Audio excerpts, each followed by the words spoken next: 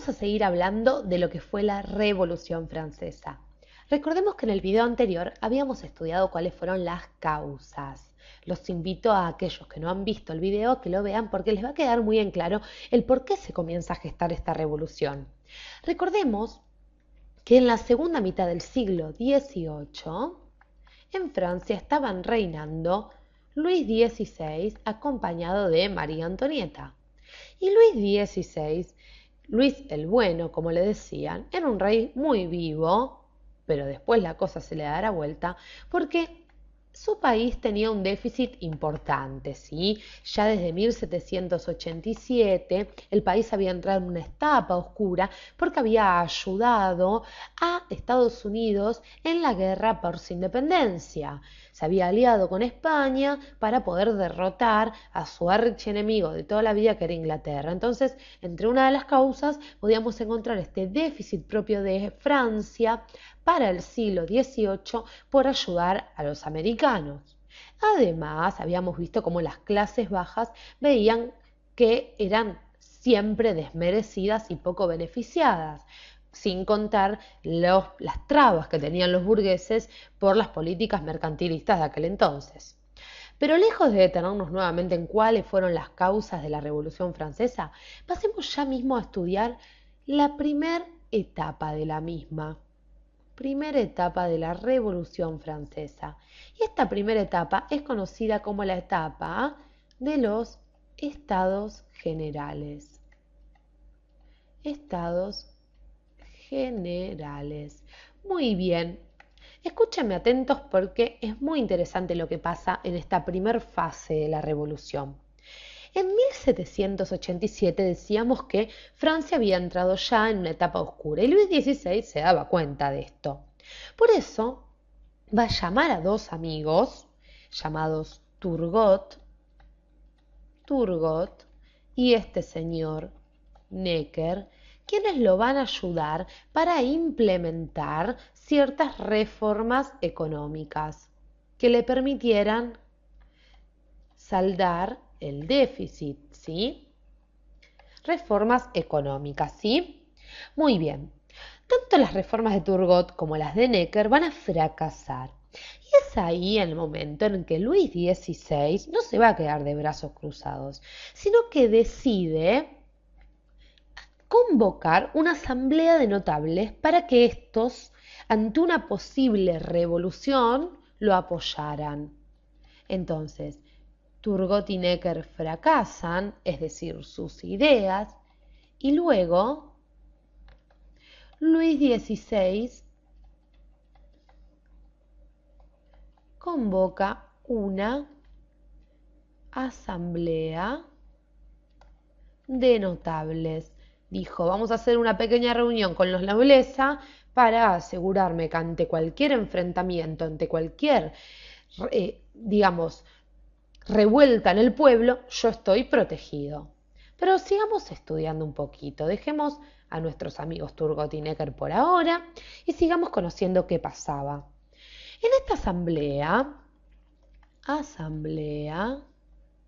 que habíamos dicho que formaba, esta asamblea de notables que formaba Luis XVI, se tratarían muchos temas, pero sobre todo Luis XVI, el rey de Francia, le va a pedir a la aristocracia que pague un impuesto proporcional a las tierras que poseía.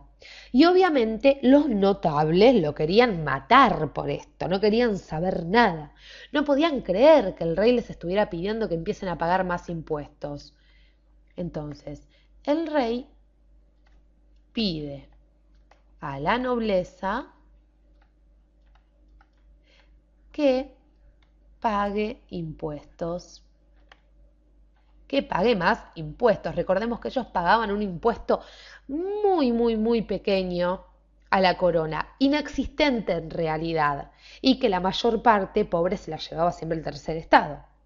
Pero esto no termina acá, señores.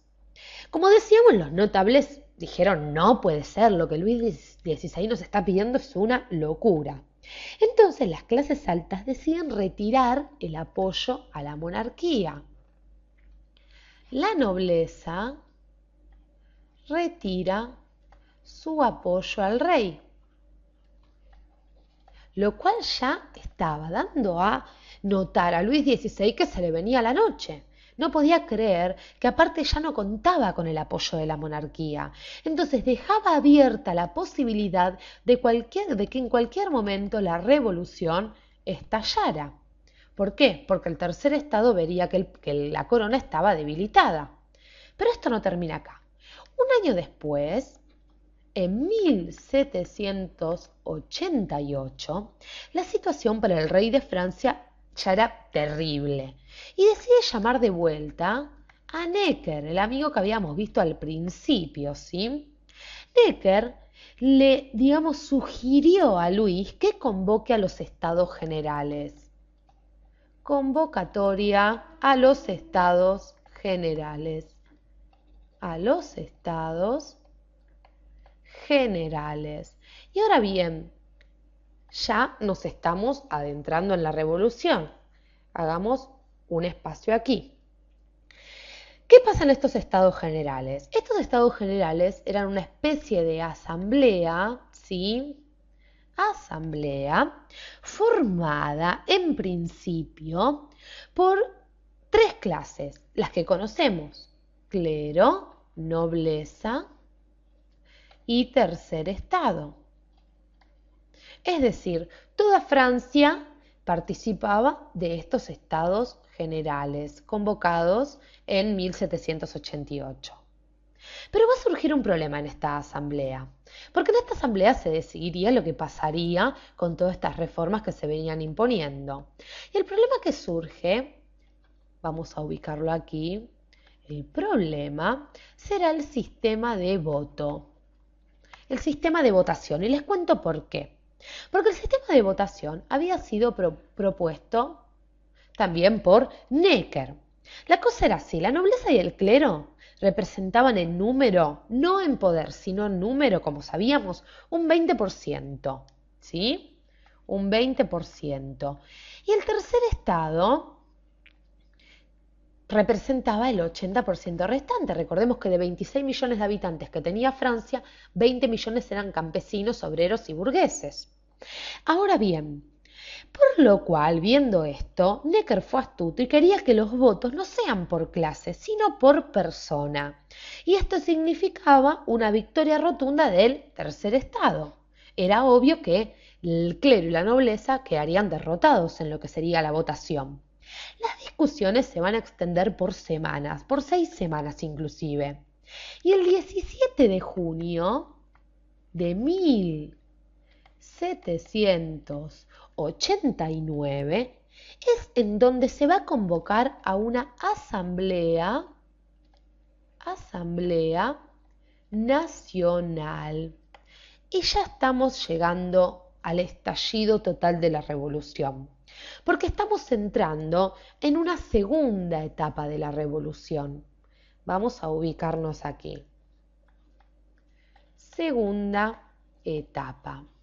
¿Y qué pasaba con esta Asamblea Nacional que se convocaba? Esta Asamblea Nacional la vamos a ubicar desde 1789 hasta 1792.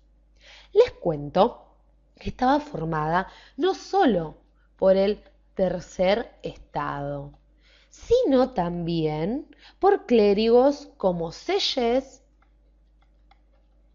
y también por algunos nobles reaccionarios. Es decir, ya había algunos que se iban pasando para el bando del tercer estado, si se quiere. El 20 de mayo, los miembros de esta Asamblea Nacional se van a reunir, el 20 de mayo, se van a reunir en el Salón del Juego de Pelota. Del Juego de Pelota. ¿Y qué va a pasar en este salón del juego de pelota? En este salón van a jurar no disolver la asamblea, esta asamblea nacional, hasta que se redacte una constitución. Estaban firmes en eso los muchachos.